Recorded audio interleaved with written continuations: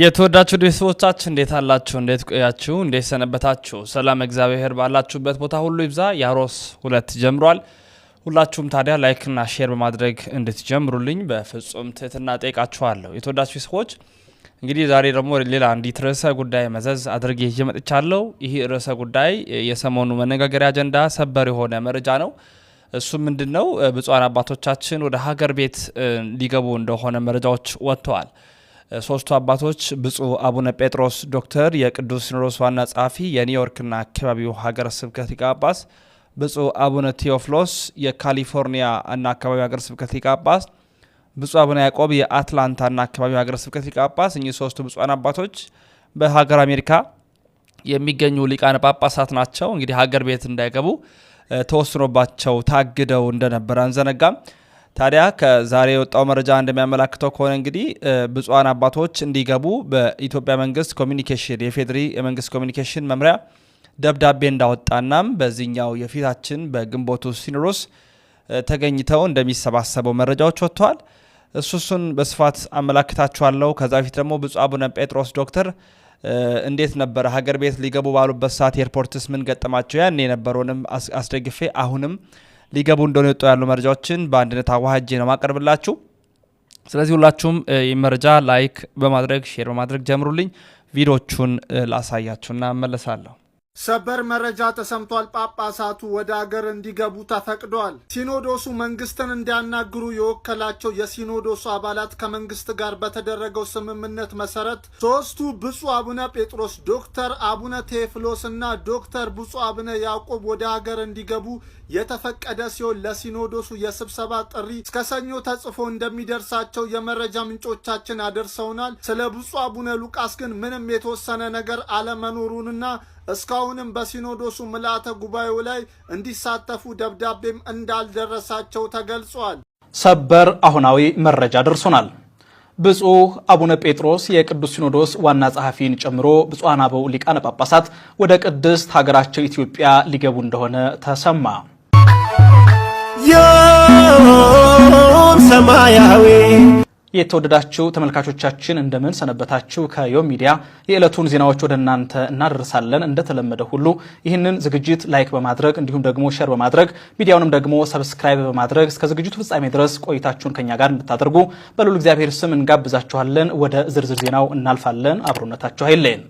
ሲኖዶሱ መንግስትን እንዲያናግሩ የወከላቸው የሲኖዶስ አባላት ከመንግስት ጋር በተደረገው ስምምነት መሰረት ሶስቱ ብፁዓን አበው ሊቃነ ጳጳሳት ማለትም ብፁዕ አቡነ ጴጥሮስ ዶክተር፣ ብፁዕ አቡነ ቴዎፍሎስ ዶክተር እንዲሁም ብፁዕ አቡነ ያዕቆብ ወደ ሀገራቸው ወደ ኢትዮጵያ እንዲገቡ የተፈቀደ መሆኑ ተሰምቷል። አሁን ሰበር ዜና አለ። በአሜሪካን ሀገር የሚገኙ ሶስት የቅዱስ ሲኖዶስ አባላት አባቶች ወደ ሀገር ቤት እንዲገቡ መንግስት መፍቀዱን አስታውቋል። ብፁዕ አቡነ ጴጥሮስ፣ ብፁዕ አቡነ ቴዎፍሎስ፣ ብፁዕ አቡነ ያዕቆብ በሰኔ ወር በሚካሄደው የቅዱስ ሲኖዶስ ስብሰባ ላይ ለመገኘት እንዲችሉ ከመንግስት የሚጠበቀውን ሁሉ አደርጋለሁ ሲል ዛሬ ባወጣው መግለጫ ላይ ጠቅሷል።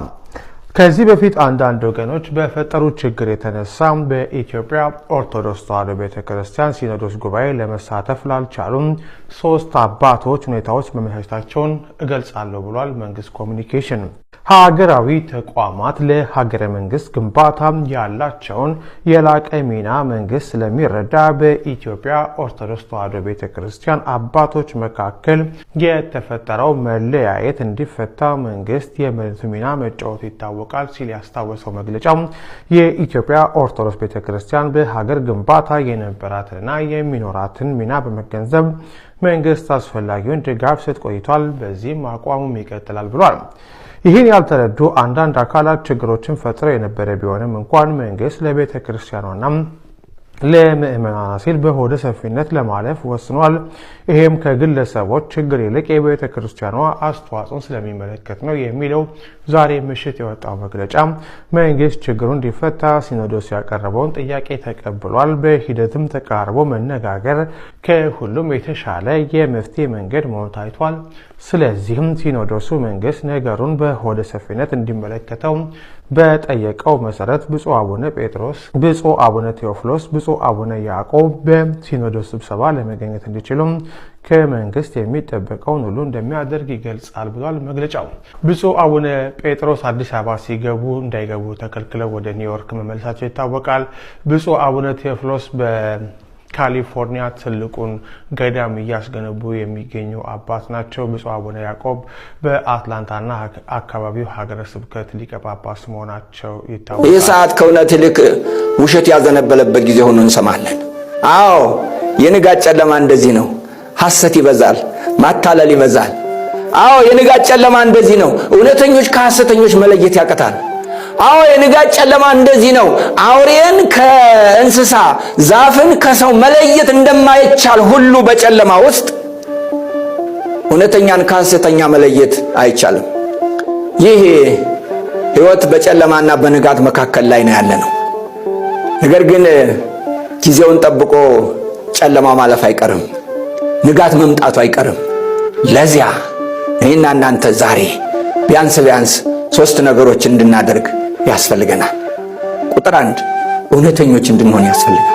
በዚህ በሐሰተኛ ዘመን፣ በዚህ በአጭበርባሪ ዘመን፣ በዚህ ከንግዱ እስከ ሃይማኖቱ ድረስ ሰዎች ሁሉን ነገር ለጥቅም በሚያደርጉበት ዘመን እውነተኛ ሆኖ መቆም ሰማዕትነት ነው። ይሄ የመጀመሪያው እውነተኛ ሆነን በእግዚአብሔር ፊት እውነተኛ እንሆን፣ በሰዎች መካከል እውነተኛ እንሆን፣ በስራ ቦታ እውነተኛ እንሆን፣ በምናደርገው ነገር ሁሉ እውነተኛ እንሆን። ይሄ አንደኛው ነው። ሁለተኛ ቅኖች እንሁን፣ ቅንነት ይኑረን።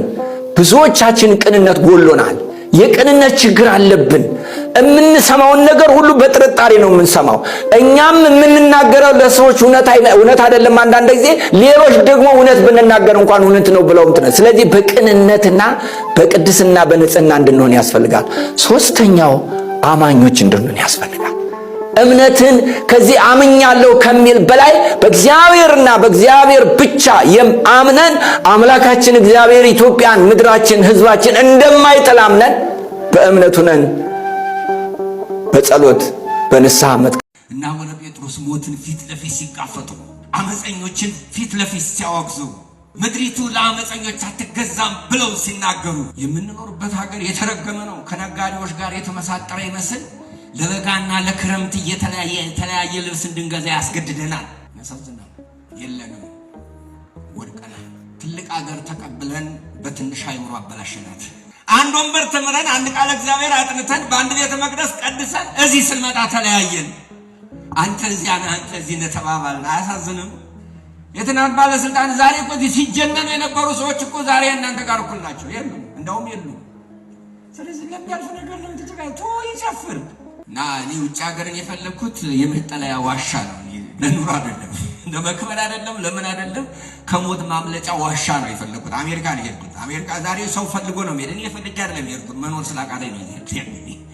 ስለዚህ መኖር ስላቃተኝ ዋሻ ነው፣ እንደ ዋሻ ነው የፈለኩት። እዚያ እጄ ዋሻ አገኘሁ። ቁጭ ብዬ እዚያ ጸልያለሁ፣ ግን አልስማማኛለሁ።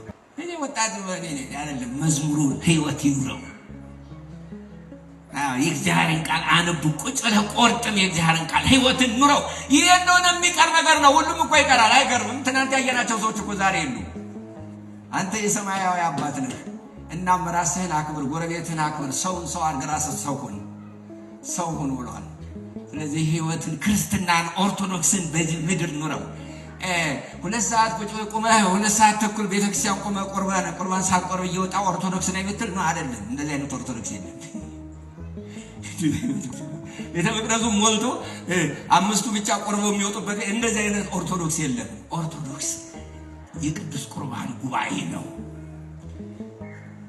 ቁሞ ቅዱስ ቁርባንን የማይወስድ ክርስቲያን ነኝ አይበል። አትንገረኝ፣ አልደረስኩም ማለት ምን ልታረግ ነው የማትደርሰው? ለመቼ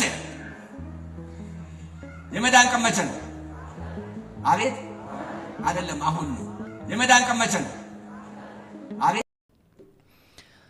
ውድና ክብራት ቤተሰቦቻችን መረጃው ለመላው ዓለም ይዳረስ። ብፁዓን አባቶች እግዚአብሔር ፈቃዱ ከሆነ የፊታችን የግንቦቱ የቅዱስ ሲኖዶስ ምልአተ ጉባኤ ላይ ተገኝተው እንደሚሳተፉ ይታወቃል። እንግዲህ እንደዛ ብለን እናስባለን። ምናልባትም ደግሞ በዚህኛው ምርጫ በዚህኛው የቅዱስ ሲኖዶስ ምልዓተ ጉባኤ ላይ ሁለት ተጠባቂ ነገሮች ይታያሉ፣ የሚከሰታሉ። የመጀመሪያው የብፁዕ ጠቅላይ ስራ አስኪያጅ ቦታን ሌላ ጳጳስ ሊተካ ይችላል ወይም ምርጫ ይካሄዳል። ሁለተኛ ደግሞ የብፁዕ ጻፊውን የቅዱስ ሲኖዶስ ጻፊም እንዲህ በብፁዕ አቡነ ጴጥሮስ ቦታ ምናልባት ሌላ እጩ ሊወዳደር ይችላል የሚሉ ሽኩቻዎች አሉ። እሱንም በወቅቱ እንደደረሰን መረጃ የምናጋልጥላችሁ የምናቀርብላችሁ ነው የሚሆነው።